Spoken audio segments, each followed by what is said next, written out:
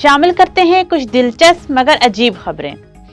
एक अजीब व गरीब नजरिया ऑनलाइन ट्रेंड बन गया है, जिसमें लोग कह रहे हैं कि जिन अफराद की कभी कोई हड्डी नहीं टूटी वो या किसी खास रूहानी हिफाजत में होते हैं या इनके किरदार में कुछ खास होता है।